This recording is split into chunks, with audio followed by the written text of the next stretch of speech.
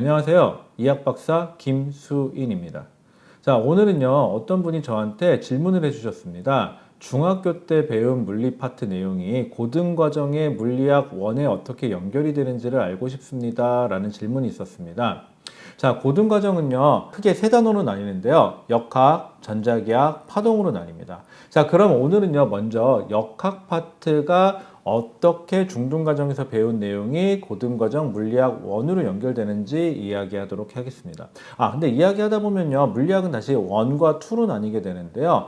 2 과정에 대한 내용도 지금 중등과정에서 좀 다루는 부분이 있으니까 그 부분은 뒤에서 따로 한번 정리해 드리도록 하겠습니다. 자, 역학은 여러분들도 어렸을 때 학교 다니면서 많이 들어보셨겠지만 뭐 힘, 속도, 가속도, 일과 에너지 부분입니다. 자, 그럼 처음에는요, 고등과정에서는요, 거리와 변위, 그리고 속력과 속도에 대해서 이야기를 합니다. 하지만 중등과정에서는요, 변이라는 단어 대신에 거리만 나오고요. 따라서 속력만 나오게 됩니다. 속도는 빠지게 됩니다. 즉, 방향이 있는 것들은요, 좀 더 어렵기 때문에 크기만 가지는 물리량들만 나오기 때문에 중등과정에서는 속력에 대한 얘기를 하기 때문에 거리만 다루게 됩니다. 그 다음으로 배우게 되는 게 가속도입니다. 가속도는요, 고등과정에서는 등가속도 운동이라고 해서 좀 복잡하게 얘기를 하지만 중등과정에서는 가속도라는 이야기가 하기가 좀 어렵기 때문에 물체를 자유낙하시켰을 때 그때 물체가 지구에서 중력장에서 중력과 속도에 의해서 가속되기 때문에 이때를 가정에서 등가속도 운동을 대체해서 설명을 하게 됩니다. 이렇게 해서 가속도까지 이야기를 하게 되고요. 그 다음으로는 힘에 대한 이야기를 합니다. 힘은요, 우리가 늘 알고 있는 F는 ma에 대한 얘기인데요. 특이하게 이 힘 부분에 대해서는 중등과정에서 배운 내용이 고등과정에서 크게 다르지 않습니다. 똑같은데 문제만 좀 복잡해진다고 생각하시면 될 것 같습니다. 그 다음으로 배우는 게 운동량, 충격량입니다. 운동량, 충격량은요, 중등과정에서는 다루지 않습니다. 중등과정에서는 운동량과 충격량에 대한 개념을 다루지는 않습니다. 따라서 이건 고등과정에서만 다루게 되는데요. 근데 걱정하실 건 따로 없습니다. 운동량, 충격량은 제가 실제로 학생들을 가르쳐 보면은 그다지 어려워하지는 않습니다. 그래서 고등과정에서 그때 시작하셔도 크게 늦지는 않을 것 같습니다. 자, 그 다음으로가 일과 에너지입니다. 일과 에너지는요, 수능에서도 그렇지만은 고등과정 내신에서도 학생들이 가장 어려워하는 파트입니다. 근데 참 재밌는 거는요, 중등과정에서 운동에너지, 위치에너지에 대해서 이미 다 내용을 배우고요. 그 내용이 하나도 변화된 게 없이 고등과정에 고스란히 올라갑니다. 자, 근데 여기에 용수철이라고 해서 탄성에 대한 얘기가 좀 들어가는데, 탄성력, 용수철이 작용하는 힘에 대해서는 중등과정에서도 똑같이 배웁니다. 다만 탄성 에너지에 대해서만 배우지 않을 뿐이거든요. 그래서 이 부분만 일과 에너지에 추가된다고 보시면 될 것 같습니다. 그러면 중등과정에서 배운 일과 에너지와 고등과정에서 배운 일과 에너지는 탄성 에너지 빼고는 동일합니다. 공식도 동일하고요. 내용도 동일합니다. 다만 문제 자체가 의미하는 게 복잡해지고 문제가 길어집니다. 그래서 학생들이 이해하기가 어려워서 그렇지 내용상에는 크게 차이가 없다고 보시는 게 맞습니다. 자, 그 다음으로는 연력학입니다. 연력학에서는 중등과정에서는 열에 대해서 이야기를 합니다. 하지만 그렇게 심도 있게 이야기는 하지 않고요. 고등과정에서는 연력학 제1법칙, 제2법칙에 대해서 이야기를 하게 되는데 중등과정에서는 열의 기본적인 내용만 하신다고 보면 되고요. 자세한 것들은 고등과정에서만 하게 되는데 역시 이 부분 역시 고등과정에서 학생들이 좀 처음 다룰 때 좀 생소해서 그렇지 아주 어려워하는 부분은 아닙니다. 그래서 고등과정 때 배워도 크게 늦지 않을 거라고 생각합니다. 자, 그 다음으로는 상대성인데요. 상대성 중에서도 특수상대성만 물 1 과정에 들어 있습니다. 특수상대성은 중등과정 때 다루지 않고요. 고등과정에서만 다루게 되는데요.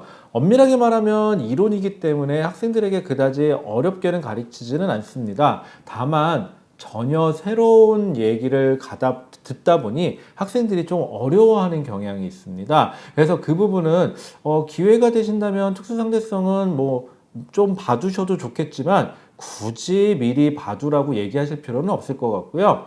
좀 여유 있다면 봐두시는 것도 괜찮지만 뭐 재미삼아 봐두는 것 정도는 괜찮다고 생각합니다. 하지만 고등과정에 가서 해도 늦지는 않습니다. 그 다음에 질량, 에너지, 동등성이라고 아주 살짝 다루게 되는데요. 이 부분 역시 획일적으로 문제가 나갑니다. 고등과정에서는. 근데 중등과정에서는 전혀 다루질 않다 보니까 좀 생소할 수는 있습니다. 하지만 역시 그렇게 뭐 학생들에게 큰 부담을 주는 단어는 아니기 때문에 걱정을 하지 않으셔도 될 것 같습니다. 자, 그럼 역학에 대해서 먼저 정리해 보겠습니다. 역학은 중등과정에서 필요한 것들은 기본적으로 배웁니다. 그리고 고등과정에서는 방향이 좀 추가된다거나 내지는 운동량 충족량만 좀 추가되고 그 대신 일과 에너지는 내용상으로는 용수철만 추가되지만은 고등과정에서 매우 어려워하는 거기 때문에 내용상에는 차이가 없지만 문제가 아주 길어진다는 단점이 있고 문제 해석이 좀 어려워진다는 단점이 있습니다. 그래서 굳이 추천해 드리자면요. 고등과정을 선행해서 먼저 하느라고 너무 고생하지 마시고요. 문제를 읽고 문제를 해석해서 문제를 해결하는, 즉 출제자의 마음을 이해하는 연습을 하는 게 좀 더 좋지 않을까라고 추천해 드리고 싶습니다. 자, 그러면 역학 파트는 어떻게 되냐면은 여러분들이 중학생 단원으로 따지면요. 중학생 1학년 1학기 때 2단원에 여러 가지 힘 단원이 있습니다. 여기에 중력과 탄성력, 그 다음에 마찰력과 부력에 대해서 배우게 되는데요.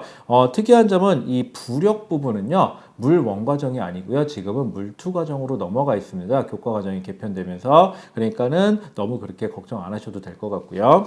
그 다음 3학년 때로 넘어가겠습니다. 중학교 3학년 1학기 때는 3단원에 보면 운동과 에너지라는 단어를 배우게 됩니다. 이때 운동이 아까 얘기한 속력, 가속도에 대한 얘기를 하게 될 거고요.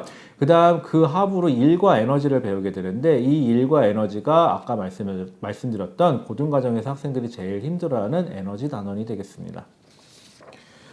자, 그 다음에 3학년 2학기 때 가면 역학적 에너지 전환과 보존이라는 단원을 배우게 되는데요. 이 단원이 일과 에너지에서 학생들이 제일 힘들어하는 역학적 에너지 보존 문제가 되겠고요. 가장 수능에서도 학생들이 제일 킬러 문항으로 작용하게 될 것 같습니다.